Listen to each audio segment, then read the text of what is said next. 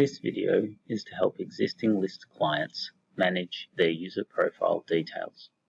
If you do not have a list account yet, you may want to view our How to Create a List Account help video first. Click on the link in the top right of screen to view that now. To begin, go to the list homepage, www.thelist.tas.gov.au, and click on the Login button in the top right of the screen. Enter your list username and password and click Login.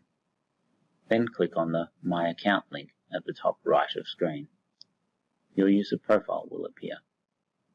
From the user profile page, you can change your first name, last name, or company, as well as change your password, or review the list terms and conditions and your list orders and invoices.